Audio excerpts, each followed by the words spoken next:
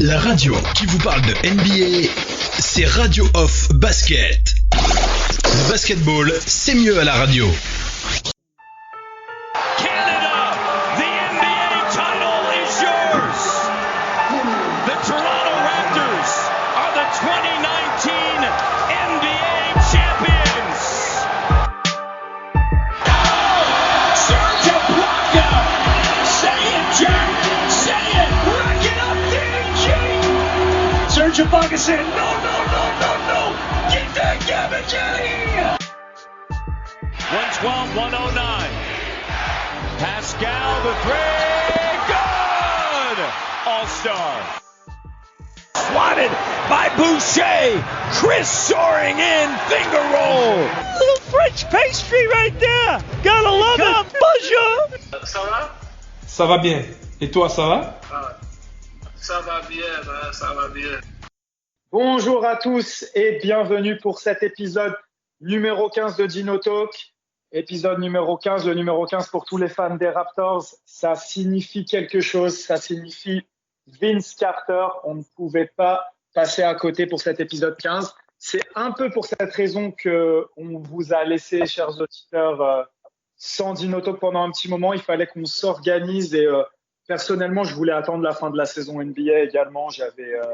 Ça m'a fait du bien, je ne sais pas à vous, mais de relâcher un peu tout après l'élimination des Raptors et de suivre un peu le reste de la saison en tant que spectateur.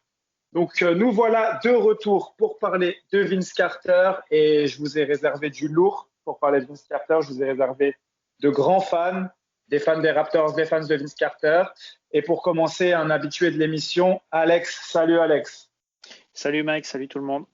Comment tu vas Alex et comment tu as vécu un peu cette fin de saison NBA sans nos Raptors? Eh ben, écoute, ça va très bien, ça va plutôt bien. On a réussi à suivre la saison jusqu'au bout, malgré l'absence des Raptors. Il fallait bien qu'on suive un maximum, étant donné qu'on ne sait pas trop quand est-ce qu'on va en récupérer la NBA. Je pense que le temps va être long. Mais non, félicitations aux Lakers pour leur titre. Chapeau à Miami aussi, qui a fait une superbe bulle. Faut le reconnaître. Je dois avouer qu'en début de saison, si on m'avait dit Miami en finale de conférence, je l'aurais pas cru. Donc non, c'était plutôt cool. Je dois avouer que j'étais sceptique au début et finalement, ça a été bien plaisant cette bulle. Très bien, on passe la parole à Arnaud. Arnaud qui est avec nous aujourd'hui. Arnaud, tu as déjà fait une émission et tu es aussi l'auteur d'un super article sur Raptors France, sur Vince Carter. On ne pouvait pas ne pas t'inviter. Salut Arnaud. Salut Mike, salut l'équipe, salut tout le monde. Même question un peu toi, comment tu as vécu cette fin de saison NBA? Bon, on l'a suivi, moi je l'ai suivi un peu d'un regard un petit peu plus lointain légèrement, parce que bon, il n'y avait pas les Raptors. Après, c'est qu'on n'était plus trop habitués pour le coup à ne pas les voir, étant donné qu'on est champion en titre. On les a suivis jusqu'au dernier match la saison dernière. Mais ouais, franchement, pareil par rapport à Miami, c'est vrai qu'on les attendait pas du tout à ce niveau-là. J'étais bien content qu'ils nous vengent et qu'ils tapent Boston pour le coup en finale de conf. Et c'est vrai que bon, tout un symbole, les Lakers champions, on s'y attendait vraiment plus ou moins tous globalement, quoi. Je passe la parole à Patrick Bézindavi. Salut Patrick. Salut Mike, salut à tout le monde. Alors Patrick, toi, tu es le plus ancien de nous tous à être à Toronto. Tu es ici depuis 2002, si je ne me trompe pas. On ne pouvait pas ne pas t'inviter également, car toi, tu es l'un des seuls à avoir vu Vince Carter en étant à Toronto. Même question que tout le monde, comment tu as vécu cette fin de saison NBA? C'était vraiment intéressant de voir les matchs jusqu'au bout, mais je dois dire qu'après l'élimination des Raptors, je n'avais plus le même intérêt à regarder les matchs. Je regarde parce que j'aime la NBA en général, mais c'était comme que le meilleur gagne. Et après, je suis devenu un fan de Miami. J'espérais que Miami aille jusqu'au bout, peut-être jusqu'au 7e match. Mais je suis quand même content pour les Lakers, surtout certains joueurs comme Howard, comme Rondo, qui vraiment, ce titre leur a fait du bien. Mais comme on disait, je suis vraiment impressionné par la carrière de LeBron James et puis ce que les Lakers nous réservent, et surtout que c'était une année très dure pour les Lakers avec la perte de Kobe Bryant. Le fait qu'ils aient gagné pour lui, je pense que c'était vraiment bon pour le sport. bon pour la NBA. Et puis, vraiment, la NBA a encore une fois prouvé que c'est une organisation excellente avec un fin de championnat excellent. Et puis, ça a été plus que le basketball, des messages d'actualité. Et puis, c'était vraiment une bonne saison. Et puis, je sais que le basketball va nous manquer parce qu'on ne sait même pas quand ça va reprendre. Ouais, c'est ça, tout à fait. Et enfin, je passe à la parole à notre invité d'honneur. Personnellement, c'est le plus grand fan de Vince Carter que je connaisse et qui est également fan des Lakers. Donc, il devait être content de cette victoire. Salut, Mathieu. Oui, ça s'est plutôt bien passé, hein, victoire des Lakers au final. Pour une saison un peu bizarre, on a eu la retraite de Vince Carter en courte saison, ça fait mal. Bon, au final, la saison se finit bien et c'est une bonne chose. Eh ben, merci Mathieu et merci de nous honorer de ta présence. Mathieu, c'est une grande encyclopédie sur Vince Carter. Vous allez pouvoir vous en rendre compte. On va tout de suite passer au sommaire de l'émission. Pour le sommaire, on va faire un retour sur la carrière de Vince Carter à Toronto, sur ses années à Toronto. On aura une émission spéciale, une deuxième partie sur tout le reste de sa carrière dans les autres clubs avec des membres des pages françaises des autres franchises dans lesquelles il est passé. Mais aujourd'hui, on va vraiment se concentrer sur Toronto. En deuxième partie, chacun va un peu s'exprimer et me dire qu'est-ce qu'il retient du passage de Vince Carter à Toronto, quel est votre moment préféré, est-ce qu'il y a aussi une déception sur son passage, des regrets. Dans une troisième partie, en troisième quart-temps, on va revenir sur l'impact qu'il a eu en dehors du basket sur la ville de Toronto, parce que ce qu'il faut savoir, c'est que Vince Carter a apporté énormément à la ville, on va en parler. Et ensuite, on terminera sur un petit débat. Quelle est la place de Vince Carter dans l'histoire des Raptors? Donc, je vais commencer tout de suite pour ce premier quart-temps. Premier quart-temps, c'est parti. Alors, pour ce premier quart-temps, je vais parler un petit peu beaucoup parce que je vais refaire l'historique un peu de Vince Carter. Je vais essayer de pas trop parler tout seul et je vais essayer de vous faire tous intervenir. On va commencer par le commencement. Avec Vince Carter en high school, ce qu'il faut savoir, c'est que dès la high school, Vince Carter, c'est un joueur qui est spectaculaire et qui, dès la high school, est très fort sur les concours de dunk, qui fait parler de lui là-dessus.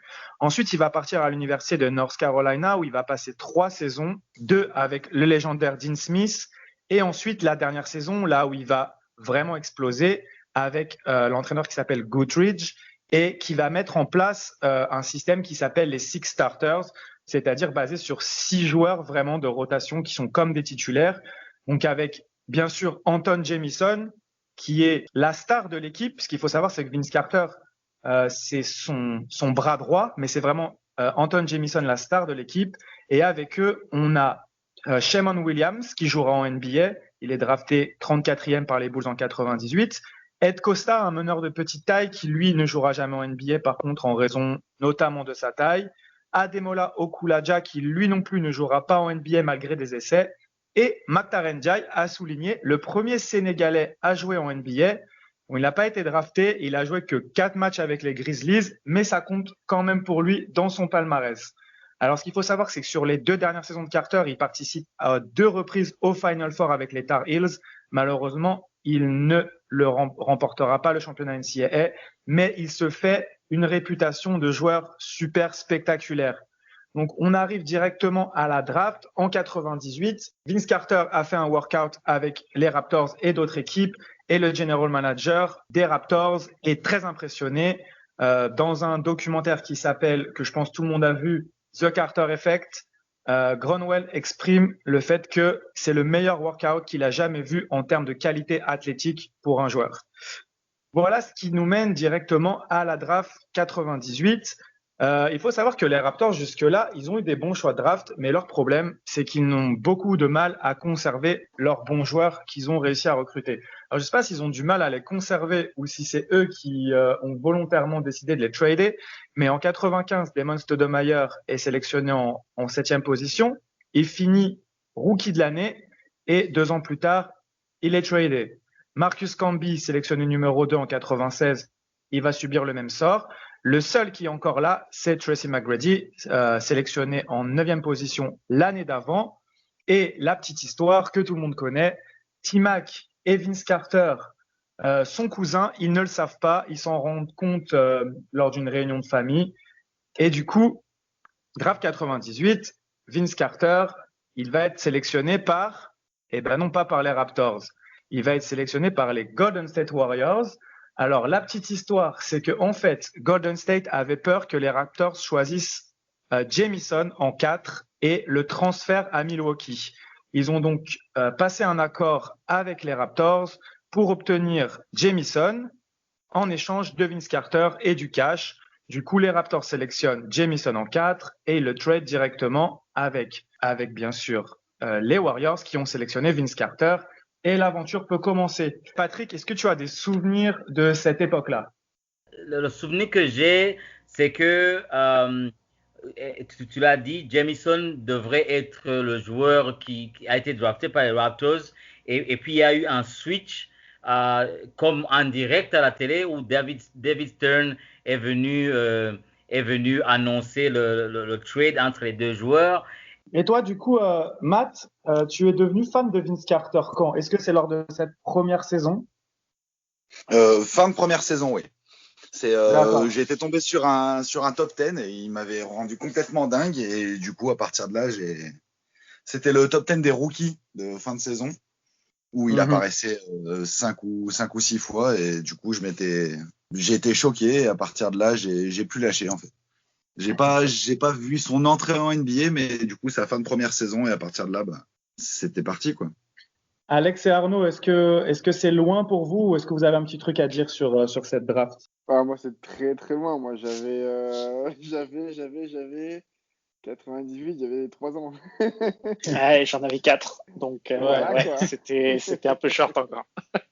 Bon, pour la petite histoire, le numéro 1, c'est Michael Olowokandi. C'est l'un des plus gros fails de l'histoire de la draft. Il y en a eu d'autres, mais c'était vraiment… Quand tu vois la draft, derrière, il y a Mike Bibby, il y a Anton Jamison, il y a Vince Carter, il y a Jason Williams, il y a Dirk Nowitzki, il y a Paul Pierce, il y a même des Ricky Davis, Tyronn Lue, Al Harrington, Rashard Lewis, Cuttino Mobley qui sont pris bien plus loin. Et les Raptors, du coup, ont eu un coup de cœur sur Vince Carter et c'est le joueur qui va faire vraiment décoller la franchise. On revient sur cette saison rookie. Ce qu'il faut se rappeler, c'est c'est une saison de lockout, donc elle ne commence qu'en janvier. Et Vince Carter va tourner à 18 points par match cette saison-là. Et comme l'a dit Matt, il va être surtout ultra spectaculaire. Et il sera élu rookie de l'année. Quand on regarde un peu cette draft, il y a des beaux noms. Donc c'est pas une petite performance. Malheureusement, les Raptors ne vont pas accéder aux playoffs. Dans l'équipe, pour faire un peu le tour, il y avait Doug Christie, Dee Brown, il y avait T-Mac qui jouait sa deuxième saison, mais T-Mac on va commencer à voir des problèmes qui vont pointer avec T-Mac, c'est qu'on voit qu'il est sophomore et il joue seulement 22 minutes, tandis que Vince Carter pour sa première saison était déjà à 35 minutes de temps de jeu. Donc on voit déjà qu'il y a eu une préférence de fait pour Vince Carter, ce qui va avoir un impact sur la suite. On va en parler ensuite. Les Raptors avaient réussi à recruter Charles Oakley, ils avaient Kevin Willis, donc ils avaient quelques vétérans pour encadrer cette jeune équipe. Ils n'ont pas réussi à accéder aux playoffs, mais ce qu'il faut noter, c'est que cette saison-là, ils jouent leur dernier match dans le Sky Dome et ça sera la première de l'Air Canada Center, maintenant Scotiabank Arena, le 21 février 99. 21 février 99, j'avais 12 ans. Voilà, j'avais tout juste 12 ans quand les Raptors ont emménagé au Air Canada Center avec un match face aux Grizzlies. Sur cette première saison, oui, voilà. Donc, Vince Carter commence à mettre les Raptors Toronto sur la carte du basket grâce à ses actions spectaculaires.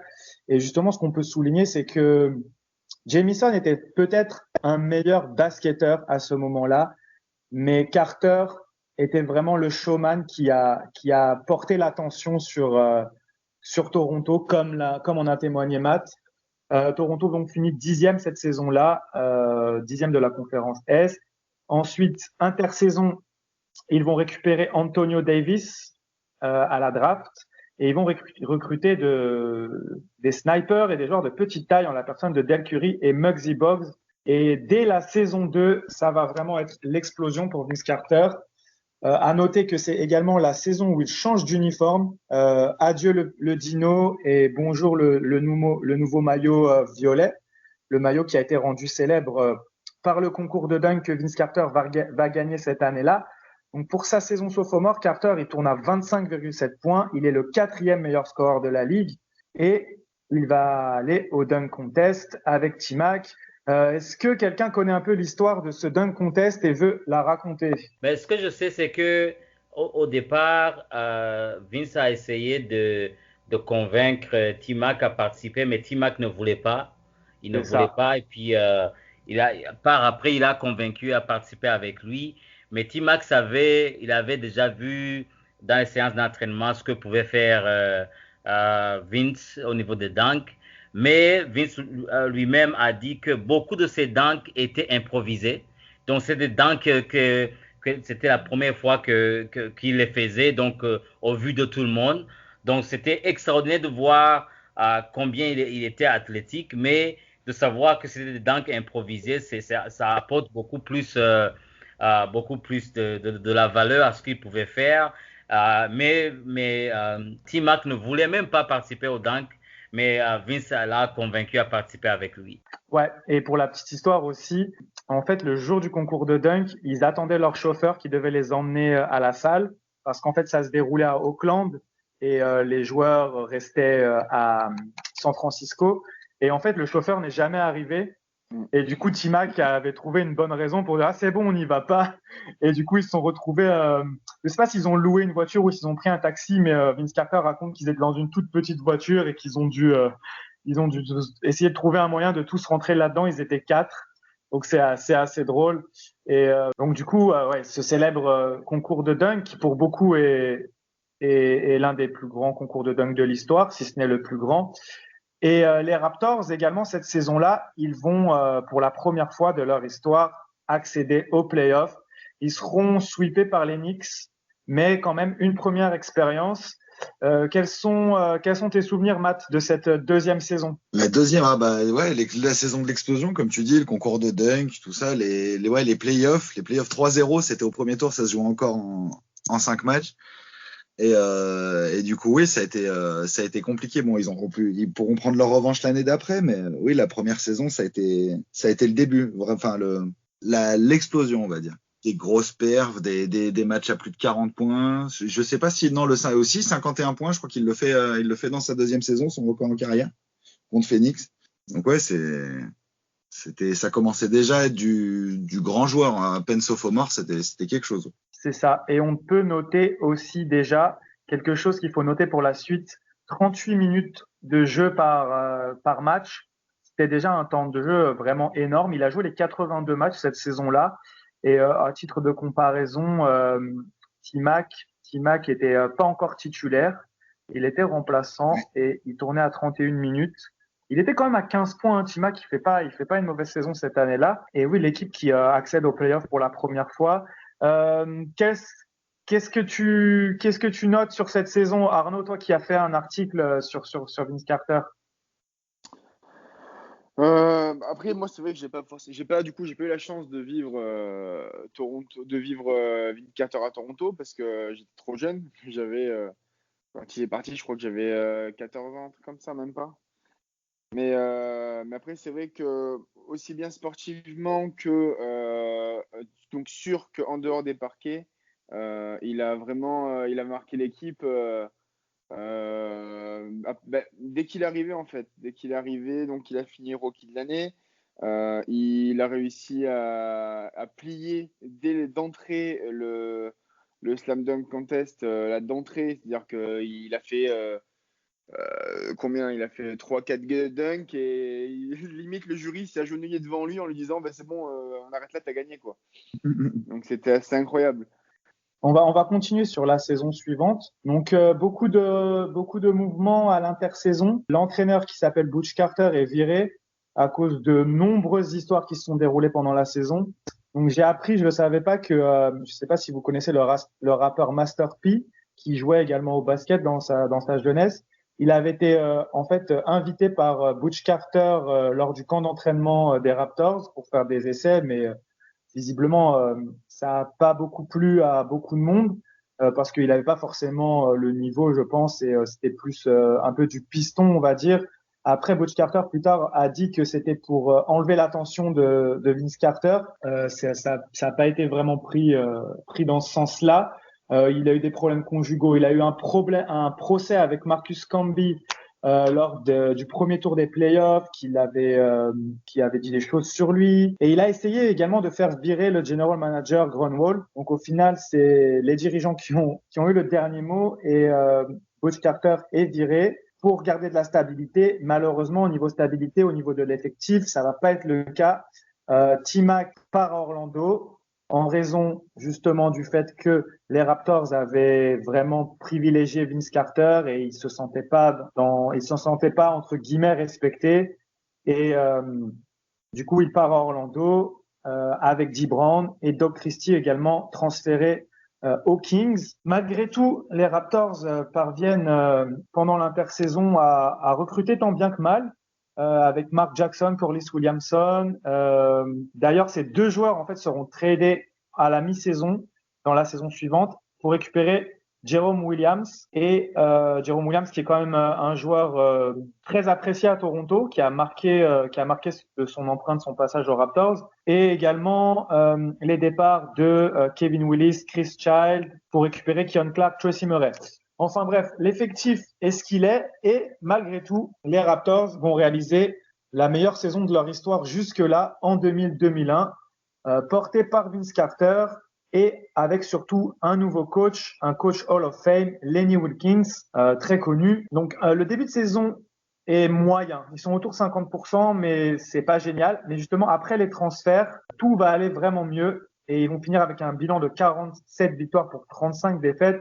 Et Vince Carter va vraiment être... c'est un peu bizarre de dire ça au bout de sa 3e saison seulement, mais il va être à son apogée avec 27,6 points par match.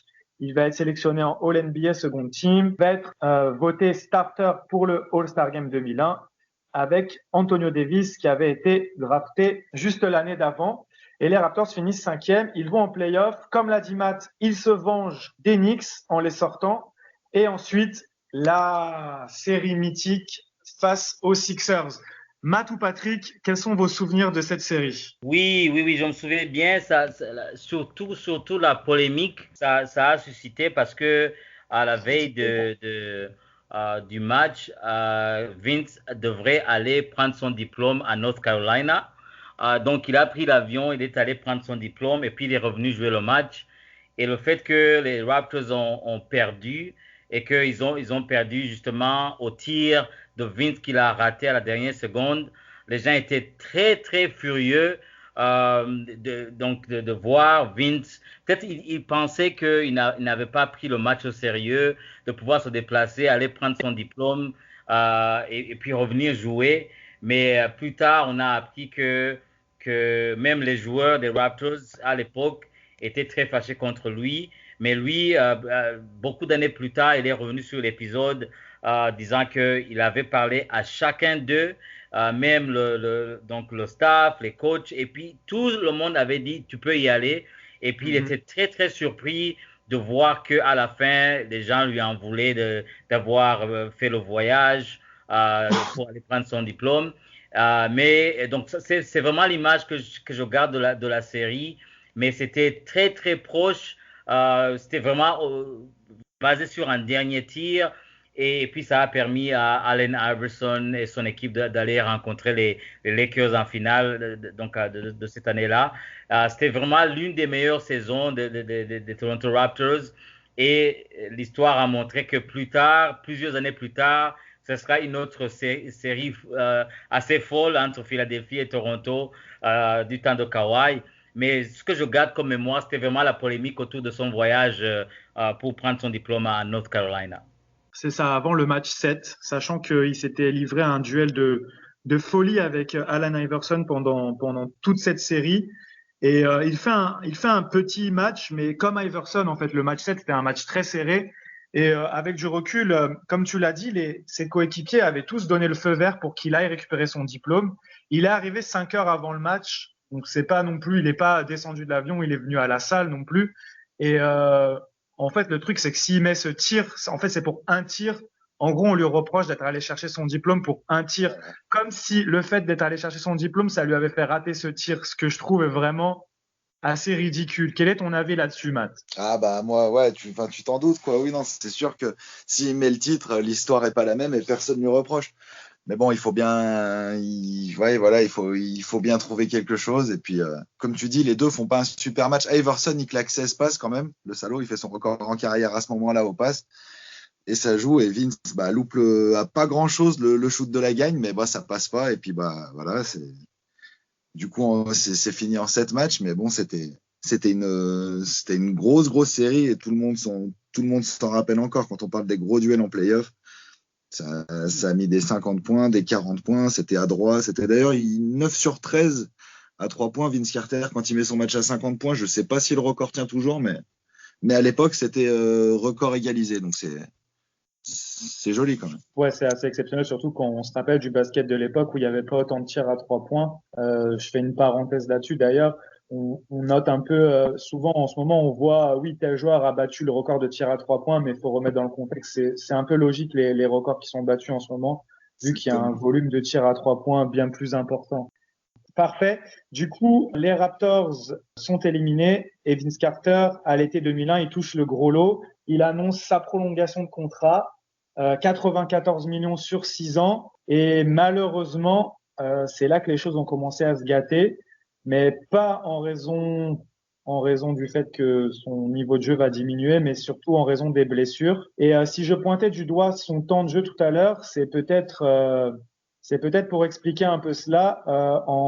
Sur la saison précédente, il tourne à 39 minutes par match. Donc en gros, 37 minutes, 38 minutes, 39 minutes. Et il joue 75 matchs. Donc il rate très peu de matchs. Et est-ce que, Matt, tu penses que le fait que sur ces 3 années suivantes à Toronto, il a été beaucoup blessé, c'est sa surutilisation sur les années précédentes? On l'a vu, il s'est passé la même chose encore plus grave avec Derrick Rose. Est-ce que pour toi, c'est une des explications? Bah, je sais pas, et c'est vrai qu'il avait l'air de tenir. Après, je me rappelle que en concours de dunk 2001, beaucoup de gens voulaient qu'il le fasse, et lui, il se plaignait déjà qu'il avait des petites douleurs au genou, et donc il voulait pas faire le concours de dunk. C'est ce qu'il se disait à l'époque. Et après, donc, je sais pas si c'est suite à ça, peut-être qu'il aurait dû, parce que c'est vrai il passait la majeure partie de son temps en l'air, il forçait, donc après, où tu regardes l'année suivante, il a le temps de jeu avait, ouais, non, tu me diras, c'est après ses blessures que ça a baissé. Là, il joue encore beaucoup, mais bon, c'est vrai que 40 minutes pour un joueur de 23 ans, ça va. C'est vrai qu'il joue beaucoup, mais bon, je sais pas si c'est dû à la surutilisation vraiment ou si c'est pas de bol. Parce que la saison suivante, en fait, il fait les 60 premiers matchs, mais il se blesse sur les 20 derniers et il tournait encore à 39,8 minutes. Il est à 24,7 points. Toronto va en playoff et est sorti au premier tour par les Pistons. Et là, c'est vraiment la dernière saison où Carter a un bon niveau avec les Raptors. Malheureusement, la suivante, c'est blessure sur blessure. Il joue que 43 matchs. Et encore la suivante, si je ne me trompe pas, c'est l'arrivée de Chris Bosh. Là, il en joue 73, mais ils ne font pas les playoffs. Donc voilà, on va sauter un petit peu. Et l'année suivante, du coup, Vince Carter est transféré en cours de saison. Il le dit lui-même qu'il ne voulait pas partir. Il ne voulait pas partir. Alors, je ne sais pas si tu as ce souvenir de comment était un peu l'ambiance autour des Raptors à ce moment-là. Parce qu'en fait, là, c'est ce qu'il dit lui dans le documentaire, mais est-ce qu'on avait quand même l'impression que Carter n'était plus dedans? Comment tu vois ça un peu, toi? Moi, je sais qu'à l'époque, il y avait pas mal de choses. Déjà, il avait sorti un truc comme quoi il voulait arrêter de dunker parce que j'avais l'impression que ça allait pas. On a l'impression que ça allait pas très bien. Il voulait arrêter de dunker parce qu'il disait qu'il en avait marre d'être catalogué comme un dunker, qui voulait montrer autre chose au public. On a l'impression qu'il n'était pas spécialement heureux. Alors après, on ne sait jamais vraiment ce qui se passe en coulisses, mais de ce qui se dit, il avait envie d'ailleurs, quoi. C'était des problèmes avec la direction, ça allait plus dans le sens. Les coachs lui allaient pas, et puis je pense qu'il avait envie d'ailleurs aussi. Il devait voir que ça tournait ailleurs, et je sais pas, il voulait prendre sûrement un nouveau départ. Et toi, Patrick, quel souvenir tu as de cette dernière saison de Vince Carter? Oh là, j'étais déjà à Toronto. Je me souviens très très bien du départ. C'était vraiment pénible et surtout les fans lui en voulaient beaucoup parce que il disait justement on a parlé des blessures. Les fans disaient que ce ne sont pas de vraies blessures. Il ne voulait pas donner le maximum de lui-même parce qu'il voulait partir. Et quand ils l'ont vu exceller dans l'équipe de New Jersey à l'époque, c'était pas à Brooklyn, c'était à New Jersey avec Jason Kidd, Jefferson, où ils ont vraiment excellé. Après, ils disaient voilà, là il joue bien parce qu'il n'est plus à Toronto. Et le premier match, je n'oublierai jamais son premier match de retour à Toronto. Les gens le huaient, c'était fou. Moi, je ne pensais jamais qu'un jour les fans de Toronto allaient lui pardonner parce que le bruit qu'il faisait, les chansons, donc les injures des fans au retour, c'était incroyable. Chaque fois que tu sais, les fans de Toronto, c'est parmi vraiment les meilleurs de la NBA. Quand ils crient defense, defense, c'est toute la salle. Donc là, ils criaient defense, defense. Et puis, lorsque Vince touchait la balle, c'était plus defense, c'était bouh. Donc, tu vois, à l'époque, c'était Air Canada Center. 20 000 personnes qui huaient la personne, c'était fou. Et puis, même avant son départ, il jouait vraiment moins. À l'époque, je pense que le coach, c'était Sam Mitchell. Il ne le faisait pas jouer, il était tout le temps sur le banc. On voyait que ça n'allait pas vraiment avec l'équipe des Raptors. Il y avait même des rumeurs qui ont été après confirmées par Jalen Rose, qui était son coéquipier à Toronto à l'époque, qui disait que Vince vraiment s'est battu contre son coach dans les vestiaires. Il s'est battu contre ça, Mitchell carrément. Donc vraiment, c'était un climat qui n'allait pas bien au sein de l'équipe. Et surtout, moi, personnellement, ce que je me rappelle, c'est les joueurs qu'on a eus en échange. Parce que c'est vrai qu'il a été envoyé, il y a eu un trade, mais les joueurs que les Raptors ont eus, c'est comme ils l'ont donné gratuitement. Et à l'époque, il y avait 3 joueurs, dont Alonzo Mourning, qui devait venir de New Jersey pour jouer à Toronto. Et lui, il a carrément refusé.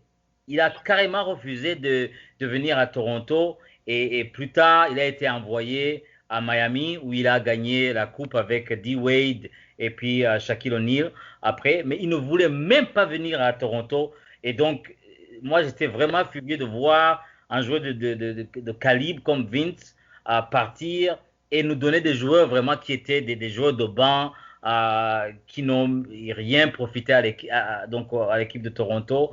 C'était vraiment, même les 3-4 saisons qui ont suivi, chaque fois que Vince revenait à Toronto, c'était le joueur le plus haï de la ville à l'époque. Donc là, je suis vraiment content que les fans l'ont pardonné, ils ont compris ce qu'il signifie pour l'équipe, mais c'était vraiment fou. Et puis ils se sont rencontrés en playoffs.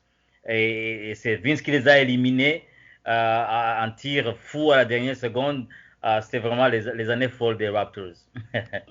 Ouais, c'est une triste fin quand même quand tu repenses au fait que malgré tout, Vince Carter, c'est la première star américaine qui a accepté et qui a aimé jouer au Canada. Parce que si on prend tous les draft picks que j'avais cités précédemment, ils sont tous partis. Alors après, l'histoire ne dit pas si c'est eux qui ont demandé à être transférés ou si c'est le management des Raptors qui, à cette époque, n'a pas été bon également, faut le souligner, qui a fait en sorte qu'ils soient partis. Mais Toronto a eu beaucoup de mal à garder ses joueurs américains et ses joueurs forts pendant longtemps. Chris Bosh en est encore un exemple par la suite. Et je trouve que c'est quand même une fin triste parce que Vince Carter, malgré tout, il a beaucoup donné à Toronto.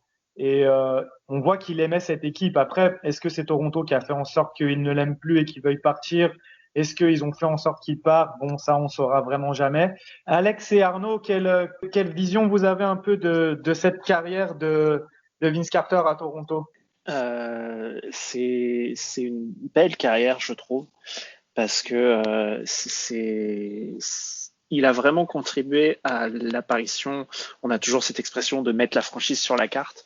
Je trouve que cette expression elle colle particulièrement à Vince Carter et aux Raptors parce qu'on a cette image de seule franchise canadienne, donc l'aspect carte, frontière, etc. est très important. Faut pas oublier que quand on regarde quand on fait un retour un peu en arrière, Vince Carter est donc All-Star dès sa 2e saison. Et le premier Raptors à être sélectionné au All-Star Game, et durant cette année-là, remporte le concours de dunk. Voilà. Déjà, à partir de là, on sent qu'on est sur quelque chose qui restera gravé de toute façon. Après, il a été très important. Il y a, comme vous en avez tous très bien parlé, cette série de playoffs face aux Sixers, juste après sa cérémonie de remise de diplôme. Malheureusement, tout le monde lui est tombé dessus et je pense que ça a beaucoup contribué à cette incompréhension au moment de son départ, de savoir s'il voulait partir ou pas. Le fait que ça fonctionne pour lui au Nets aussi, je comprends que certaines personnes n'aient pu dire bah voilà, maintenant qu'il est plus là, ça fonctionne et tout. Enfin, il y a eu beaucoup de bashing contre lui et j'ai envie de dire, est-ce que ça aurait pas été la même si le shoot de Kawhi n'était pas rentré contre l'année dernière face aux Sixers justement et que derrière il partait aux Clippers. C'est très compliqué. On peut, comme vous l'avez dit, si ce shoot de Vince Carter y rentre, bah, l'histoire elle est pas du tout la même. Donc c'est une très belle carrière, je trouve, et je suis très content d'avoir pu voir des images de ce joueur sous le maillot des Raptors. Mais qu'est-ce qu'elle se termine dans la douleur, quoi. C'est triste. Une chose qu'on n'a pas mentionné, je crois, c'est qu'en 2000, donc la NBA ne diffuse pas, ou enfin les matchs de Toronto ne sont pas diffusés hors du sol américain, et ce sont les perfs de Toronto et de Vince Carter qui permet cette première diffusion contre les Suns, là où il plante 51 points. Et c'était une première pour l'équipe, et ça a aussi contribué au fait qu'on ait pu voir un peu plus souvent Carter avec les Raptors briller dans ces belles années, quoi. Parce qu'en plus, 2000, c'était les années où il commençait vraiment à être bon. Et ça, il a aussi joué à ça, quoi. Tout à fait, tu fais bien de le souligner. C'est vrai que les Raptors ne passaient pas sur les chaînes nationales avant Vince Carter. Et d'ailleurs, c'est très marrant, l'interview d'après-match, quand il a mis ses 51 points pour son premier match sur les chaînes nationales, le journaliste ou la journaliste, je crois que c'est la journaliste, lui demande... en fait, elle répond elle-même à la question. Elle fait « Oui, alors, premier match sur la télé nationale, vous étiez pas trop stressé ?» « Oh, bah non, je pense pas, vous avez mis 51 points. » Donc voilà, la réponse à la question était directe. Ouais, c'est clair. On va maintenant passer au deuxième quart-temps. On a fait le tour. On passe tout de suite au deuxième quart-temps. Dites-moi quelle est l'image, qu'est-ce que vous retenez de Vince Carter à Toronto, et est-ce que vous avez une petite déception sur son passage chez les Raptors? Qui veut commencer? Oui, moi je suis arrivé à Toronto en 2002. C'était la saison tout juste après leur meilleure saison à l'époque, où ils étaient presque en finale de la conférence Est. Et donc moi je suis arrivé à la saison 2002 et je me souviens à l'époque, avant la saison, ils avaient ce qu'ils appelaient le Open Practice, où ils ouvraient le stade pour le public pour venir aller voir un entraînement.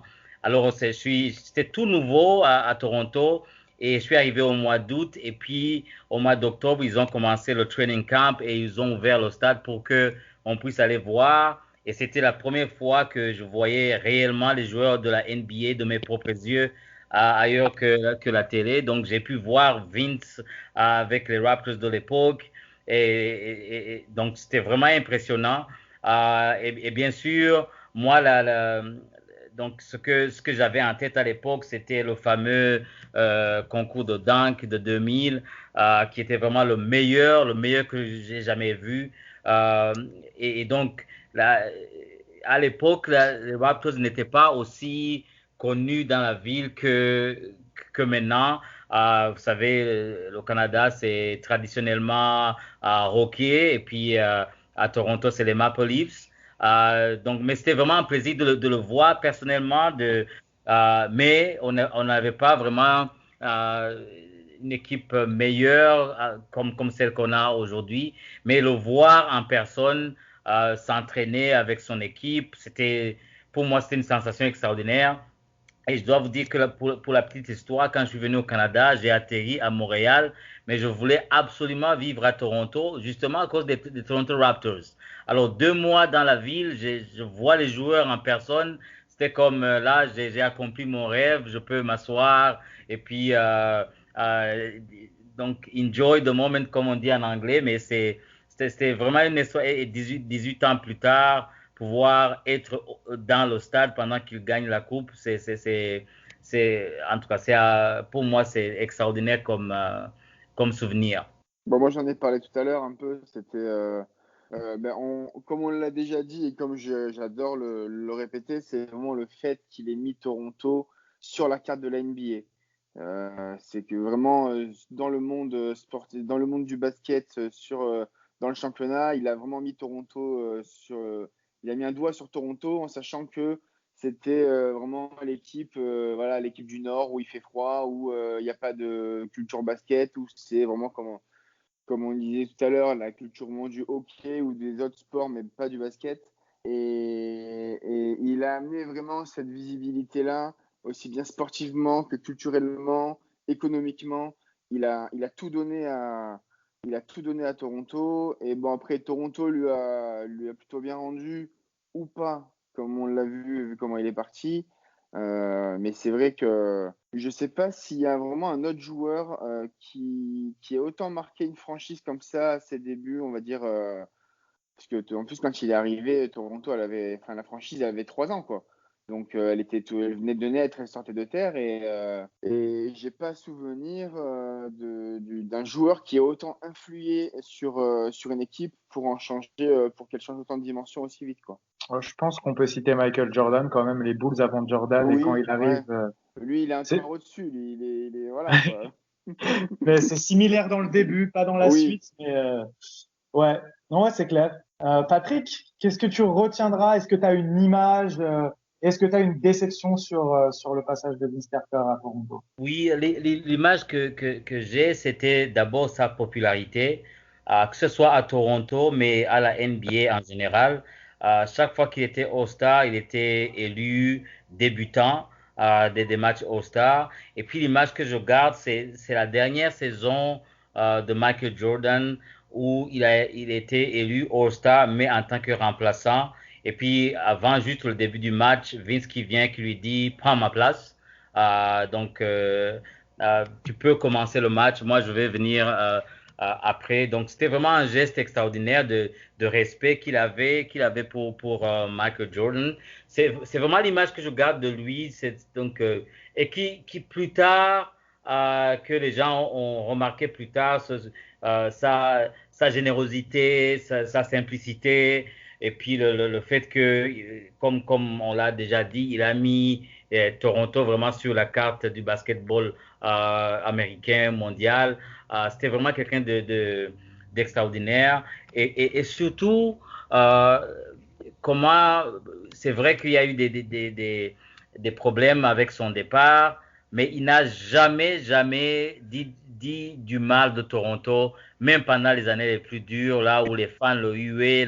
Il ne disait jamais rien du mal de Toronto. Le seul regret, peut-être que je pourrais dire, j'aurais aimé le voir finir sa carrière à Toronto. Donc Ah revenir oui. pour boucler la boucle et puis finir carrément sa saison, donc sa carrière NBA avec les Toronto Raptors. Ça aurait été vraiment une très belle chose à faire. Mais lui, je sais qu'il ne regrette rien. Il a joué pendant 4 décennies en NBA et puis j'ai pas de doute il va être Hall of Fame sans aucun problème. Et le dernier regret, c'est de ne pas le voir gagner une coupe NBA avec les différentes équipes qu'il a fréquentées. Ça aurait été bien de voir quand même gagner une coupe, même en tant que remplaçant, avoir ça sur son CV, ça aurait été génial. Ouais, je te rejoins, je pense. J'ai pas voulu mettre le débat du Hall of Fame dans l'émission parce que pour moi, il n'y a pas forcément de débat pour tout ce qu'il a fait. À toi de jouer, Alex. Quelle image tu gardes de Vince Carter? Est-ce que tu as une déception, un regret par rapport à son passage à Toronto. Alors moi, ce qu'il faut savoir, c'est que quand j'ai commencé à m'intéresser à la NBA, je me suis dit, OK, il faut absolument que je me mette à suivre une équipe parce que ce sport est juste magnifique. Et en fait, je suis pas du genre à suivre l'équipe qui gagne tout ou l'équipe que tout le monde adore. Ou tu vois, je suis plus le côté underdog là-dessus. Et c'est pour ça que les Raptors, ça a tout de suite été une évidence. Et à partir du moment où je suis tombé sur les images de Vince Carter, je me suis dit, il faut que j'en sache plus. Et moi, ce qui m'a frappé, c'est que c'est le premier joueur dans l'histoire qui a dit, ouais, jouer au Canada, il n'y a pas de problème, en fait. Il n'y a absolument aucun problème, j'y vais à fond et je vais tout donner. Et ça se voyait de fou sur le parquet, quoi. La salle, le Air Canada Center, son surnom Air Canada était là. Enfin, il y avait vraiment tout de réuni pour que ça matche entre ce joueur et cette franchise. Après, il y a plein de choses que je retiendrai. C'est la première standing ovation quand il revient, il est avec Memphis, il me semble, et il est en larmes. Mais je pense que ça contribue aussi le fait que, comme disait Patrick, il n'ait jamais craché sur les Raptors, malgré le ressenti du public et le fait qu'il soit hué pendant plusieurs années. Et je pense que ça, le public leur remercie. Après, oui, la déception, c'est toujours de ne pas avoir pu qu'il finisse pas sa carrière à Toronto ou ce genre de choses. Maintenant, je ne sais pas si lui le souhaitait particulièrement. Je pense que s'il y avait eu la vraie possibilité avec un peu de temps de jeu et tout, ça se serait fait. Mais après, voilà. Maintenant, on attend tous le retrait de maillot. Maintenant que la carrière est terminée, je pense que ça aussi, ça va être un très très grand moment avec beaucoup d'émotions. Et ouais, non, merci Vince Carter, en fait, c'est tout. Rien de plus. Parfait. Et Matt, pour conclure ce deuxième quart-temps. Ah non, après, je vous donnerai mon regret à moi et l'image que je garde. Mais Matt, à toi. Bah, moi, l'image déjà du concours de dunk, forcément. Comme beaucoup de gens, ça fait vraiment connaître les Raptors. Tout le monde en parlait. Le concours de dunk était dingue. Mais sinon, là, je dirais la première victoire en playoff en 2001, au premier tour, parce qu'ils y arrivent en 2000, mais au final, ils gagnent pas un match. Et ils gagnent leur première victoire. Ouais, c'est à Toronto. Il met un gros dunk début de match. Il écrase le cercle. Au final, ils gagnent la série, ils gagnent leur première série de playoffs. Et c'était vraiment, vraiment cool à voir. Et le plus gros regret, je t'en avais déjà parlé, c'est qu'il soit parti avant que Chris Bosh explose, en fait, parce que ça aurait pu être vraiment sympa. Mais puisque du coup, à New Jersey, derrière, si on se met de son point de vue à lui, pour lui, Vince Carter, à New Jersey, c'était sympa, mais je pense que s'il restait aux Raptors, ça aurait pu être bien meilleur avec des gars comme Chris Bosh. Il y avait encore deux, trois mecs sympas, des Jalen Rose, tout ça, ça pouvait faire quelque chose de sympa. Mais bon, c'est pas arrivé. Non. Je vais te rejoindre, je vais donner mon regret en premier. Après, je vous donnerai le moment que je retiens et vous allez voir, je vous ai un petit peu arnaqué. Vous allez voir. Parce que je vais parler d'un truc que j'ai pas du tout évoqué volontairement pour me le garder. Ouais, exactement. Pour me le garder. Mon regret, c'est vraiment, je pense que l'organisation n'a pas tout fait pour que Carter ait une vraie équipe digne de ce nom autour de lui. Quand on regarde les draft picks avant lui, j'en parlais avec Matt hier en antenne d'ailleurs, quand vous voyez qu'avant lui, il y a Chauncey Billups, Marcus Camby, T-Mac, donc Vince Carter, et derrière Antonio Davis. Faites un 5 de départ avec ces joueurs-là. Alors forcément, on peut le dire après, c'est plus facile, mais faites un 5 avec ces joueurs-là et quand vous voyez tout ce que ces joueurs sont devenus, t'as un vrai meneur de jeu, un vrai patron d'équipe. T-Mac, on le présente même plus ce qu'il est devenu. Marcus Camby, un des meilleurs défenseurs des années 90. Et Vince Carter, avec le niveau qu'il avait, je pense qu'il y avait vraiment mieux à faire. Et bien sûr, le grand regret de tout le monde, c'est de ne pas avoir vu l'association T-Mac-Carter pendant plus longtemps. T-Mac le dit dans le documentaire également, qui lui aussi, il regrette un petit peu au final avec du recul. Mais voilà, ouais, ce duo aurait pu être dingue. Et en même temps, je me dis, parce qu'il faut pas non plus tout romancer, T-Mac a aussi eu beaucoup de problèmes de blessures. Donc ça aurait pu être un fail aussi. Ça aurait pu être Carter blessé, T-Mac qui prend le relais. Et une fois que Carter n'est plus blessé, T-Mac qui l'est.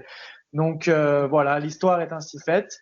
Et le moment que je retiens, dont je n'ai pas parlé parce que c'est hors Raptors, et je l'ai déjà dit à plusieurs reprises, c'est les JO 2000 et ce dunk face à la France qui m'a fait regarder le basket. Donc, merci Vince Carter. Bizarrement, par contre, ensuite, quand j'ai commencé à regarder la NBA, je me suis pas tourné vers Carter et les Raptors. Mais l'histoire m'a rattrapé puisque maintenant, je suis à Toronto et je suis les Raptors au jour le jour. Donc, voilà. Merci Vince Carter pour tout. On va parler maintenant de l'impact de Vince Carter sur la ville de Toronto. Déjà, je vais commencer avec une citation de Drake qui dit « Il a rendu les gens fiers de dire qu'ils étaient de Toronto ». Et ça, c'est vraiment quelque chose d'exceptionnel. Et ce qu'il faut savoir, comme Patrick l'a dit, Toronto, c'était une ville vraiment OK. Et il n'y avait pas de culture basket. Et ce qui a fait changer les choses, c'est vraiment, comme vous l'avez dit, ce concours de dunk qui a vraiment fait que les gens et surtout les jeunes ont commencé à se tourner vers le basket.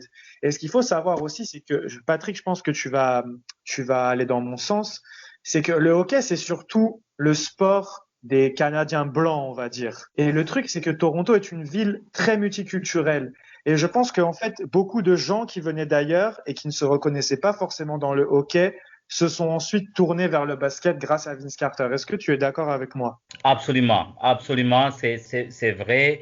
Et puis donc la culture hockey, c'est pas vraiment une culture multiculturelle. Et puis moi, les 18 ans que je viens de passer à Toronto, les seuls moments où il y avait des célébrations diverses, c'était pendant la Coupe du Monde de football ou quand c'est l'Argentine qui a gagné, tu vois les Argentins en train de fêter en ville, quand c'est l'Italie qui gagne. Et là, les Raptors ont amené toutes les cultures ensemble autour de cette équipe qui est devenue une équipe vraiment du monde. Et donc, pour revenir justement au thème du troisième quart-temps, l'impact de Vince sur la ville, en général sur le basket, je pense que l'impact était très, très positif avec donc, si tu vois, la majorité des joueurs étrangers qui jouent en NBA, mais présentement, c'est les Canadiens. Et tous les Canadiens qui jouent en NBA présentement, tout le monde dit qu'il a commencé à jouer parce qu'ils ont vu Vince. Donc, la totalité des Canadiens qui sont en NBA, c'est la génération Vince. C'est les gens qui l'ont vu jouer, qui se sont dit, j'ai une chance, je vais me mettre au basketball. Et voilà que même l'équipe nationale du Canada, c'est à 100% NBA. L'autre chose aussi qui a un impact,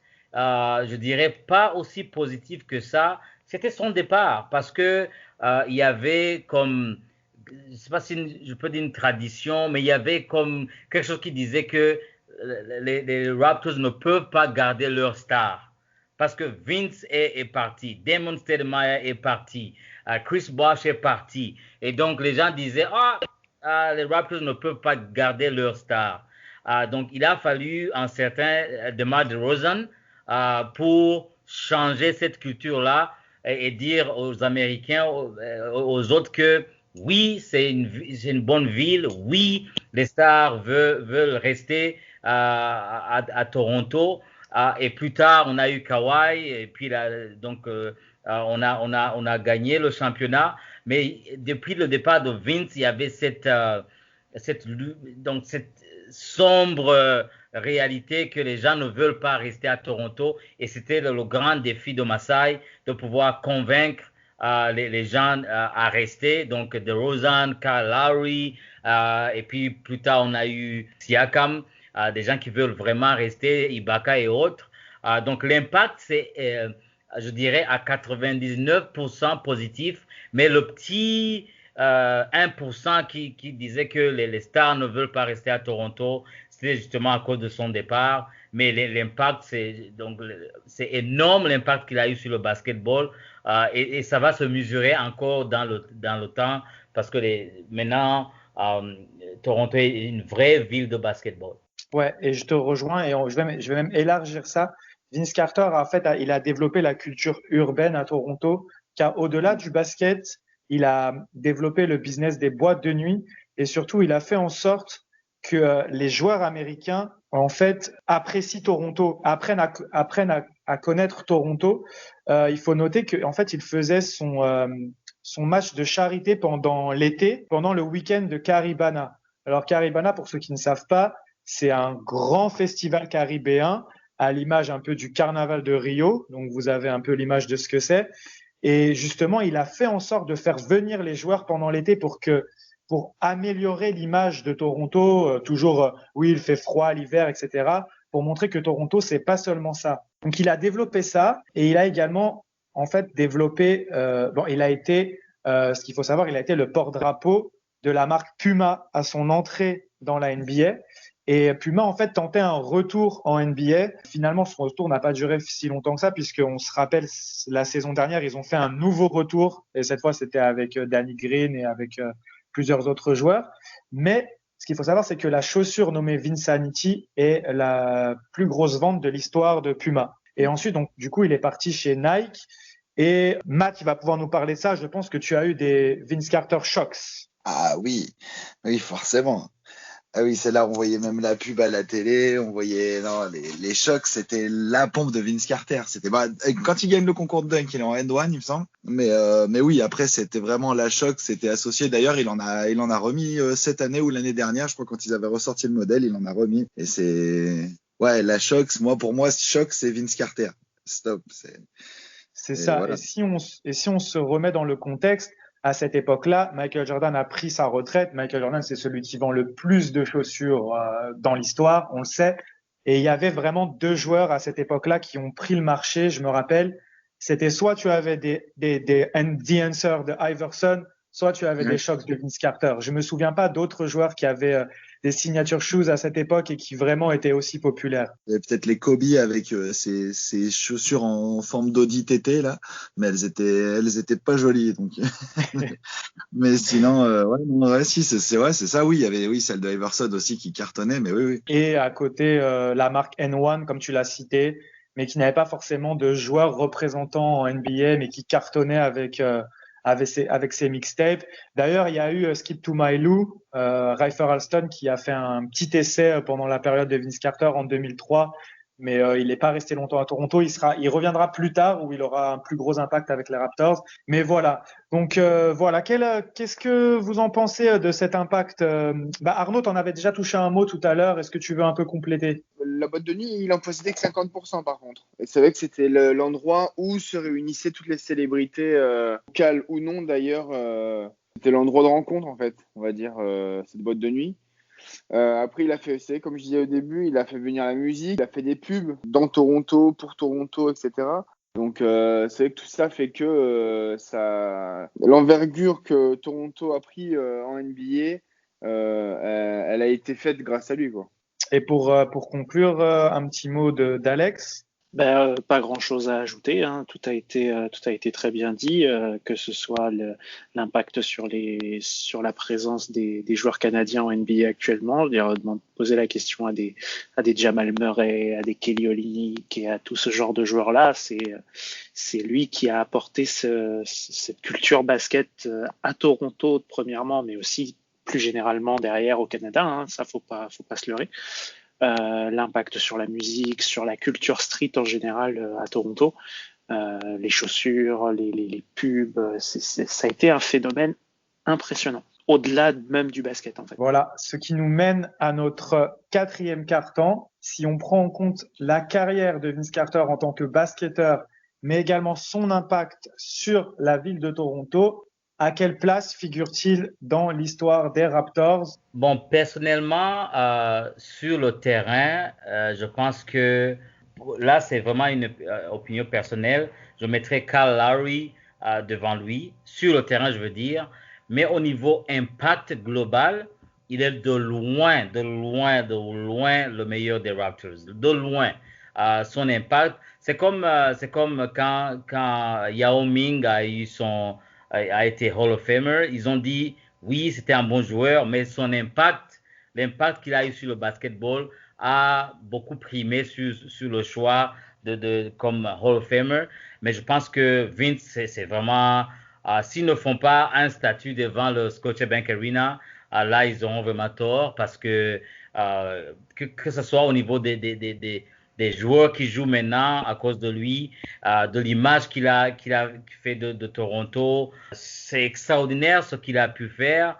C'est dommage c'est pas dommage, maintenant il est il est avec ESPN.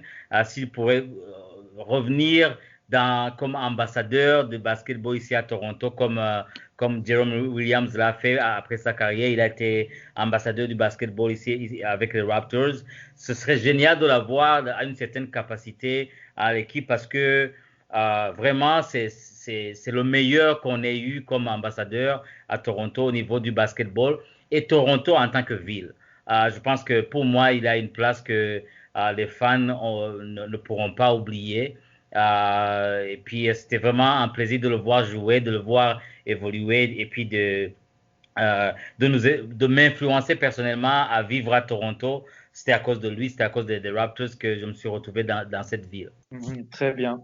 Très bien. On en avait déjà beaucoup parlé de ce top 5, par exemple, des joueurs des Raptors. Et beaucoup mettent Kawhi, voire DeRozan devant lui. Moi, je voulais revenir sur Kawhi. Je voulais demander aux plus jeunes peut-être ce que vous en pensez. Est-ce que mettre Kawhi devant Vince Carter, c'est pas donner beaucoup trop d'importance à Kawhi dans le titre de la saison dernière? Moi, j'ai un peu plus de recul cette année quand je vois ce qui s'est passé avec les Clippers. Juste avoir un Kawhi dans son équipe, c'est pas forcément suffisant. Est-ce que Kawhi, avec une saison, un titre à Toronto, doit être au-dessus de Vince Carter? Qu'est-ce que t'en penses, Alex? C'est compliqué parce que intrinsèquement, je pense quand même qu'on peut pas se leurrer. Kawhi est un phénomène absolument monstrueux des deux côtés du terrain. Je veux dire, on le connaît comme un grand attaquant et un excellent défenseur extérieur, ce que Vince Carter n'a pas forcément comme aspect, en tout cas très connu dans sa panoplie. Maintenant, les Raptors qu'a eu Vince Carter et les Raptors qu'a eu Kawhi sont absolument incomparables. Que ce soit au niveau des infrastructures, des dirigeants, du coach, du supporting cast, même du public, ça n'a juste, il y a un monde d'écart entre ces deux franchises. Donc c'est difficile de comparer ça. Maintenant, Kawhi restera à part parce que premier titre, parce que tradé contre DeRozan, parce que Paris sur un an. Enfin, le storytelling est là et jouera en faveur de Kawhi pendant encore de très longues années à Toronto, je pense. Maintenant, Vince Carter, on l'a dit, c'est un impact. C'est le premier en fait. C'est le premier des Raptors. C'est le premier à avoir été là. C'est le premier. Enfin. Aujourd'hui, on croise du monde dans la rue, des maillots de Kawhi aux Raptors, t'en as pas beaucoup. Alors, c'est très tôt encore, hein. C'est très tôt encore, on en aura peut-être plus tard, mais franchement, ça m'étonnerait. Aujourd'hui, tu croises des maillots de Vince Carter aux Raptors sans problème. Donc, l'impact laissé n'est pas le même. L'image laissée n'est pas la même. Alors, pour toi, Arnaud, quel est ton point de vue là-dessus? Tu le mets combien dans l'histoire des Raptors?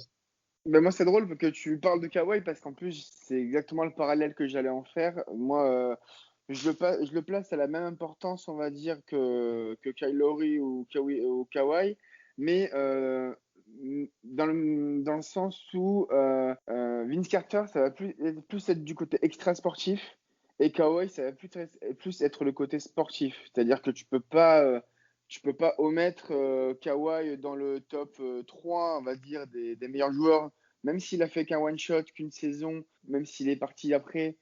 Parce que c'est presque lui, on va dire quand même s'il y a eu beaucoup de collectifs, c'est quand même lui qui nous a offert ce premier titre qui était, on va pas se mentir, qui était très inespéré et inattendu.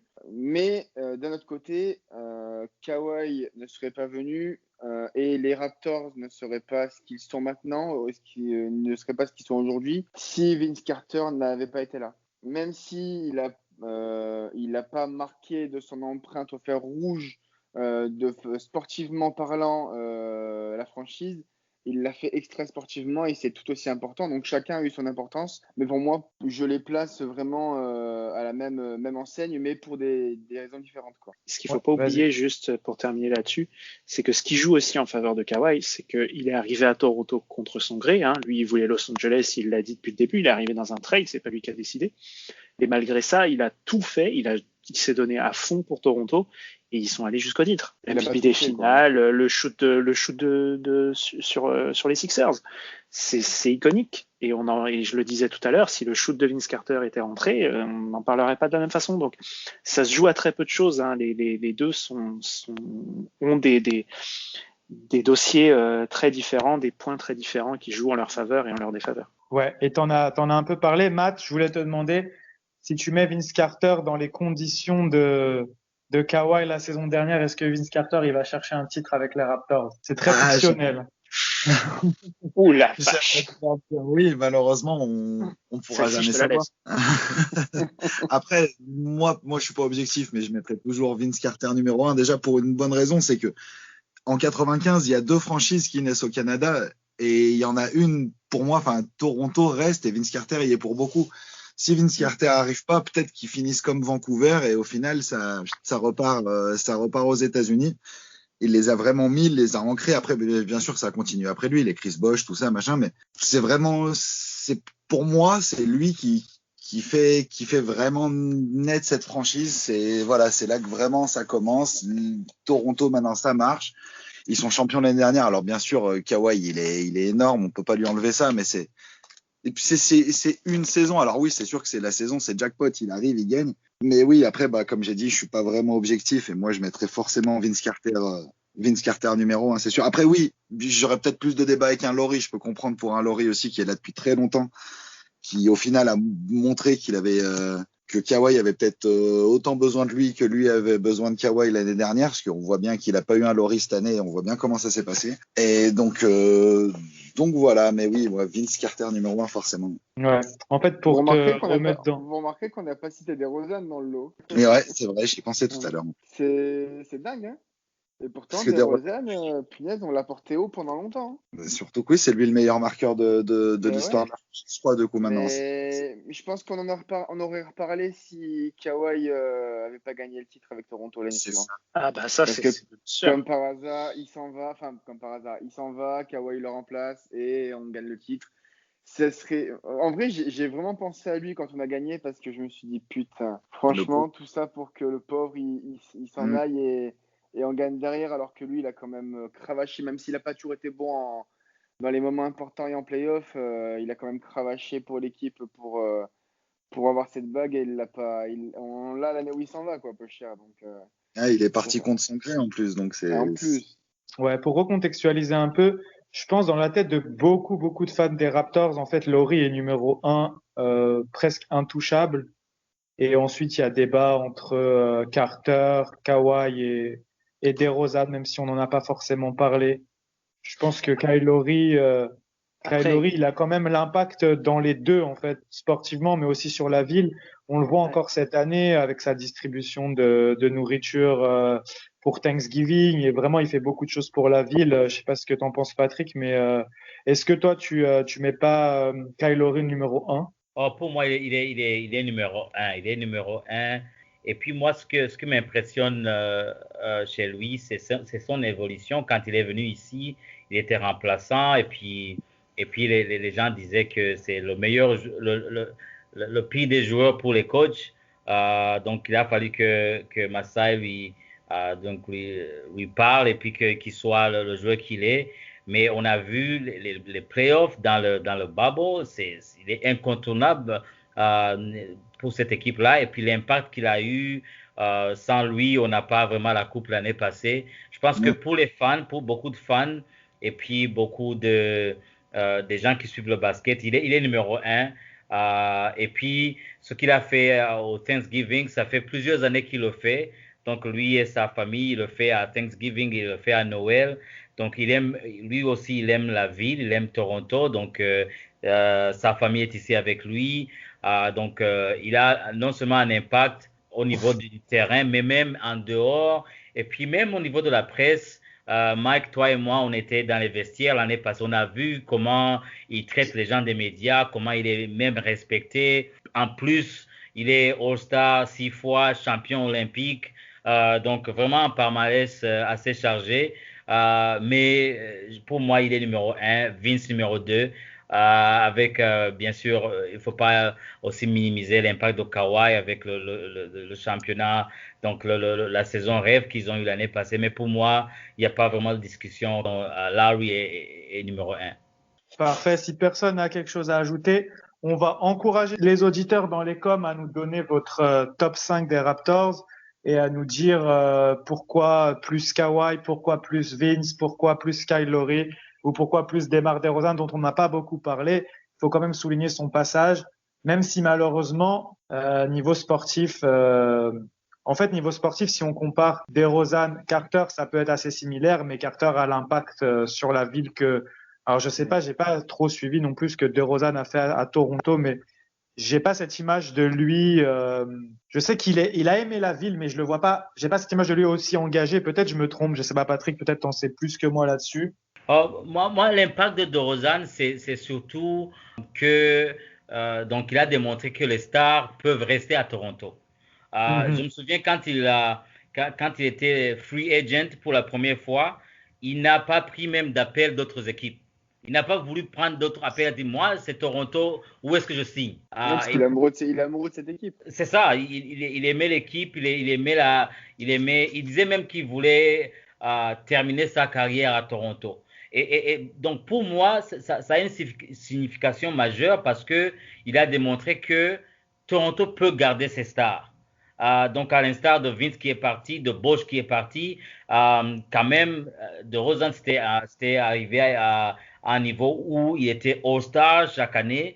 Donc, il a démontré que Toronto, oui, pouvait garder les stars. Et puis, il y a des gens qui aiment la ville et qui aiment rester. Donc, et puis, c'est quelqu'un de très humble qui a su connecter avec les fans de Toronto.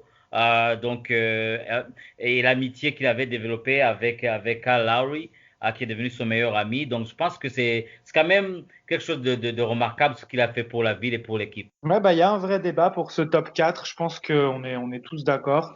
De toute façon, ce sont ces 4-là. Ensuite, à vous, dans les coms, de nous donner l'ordre.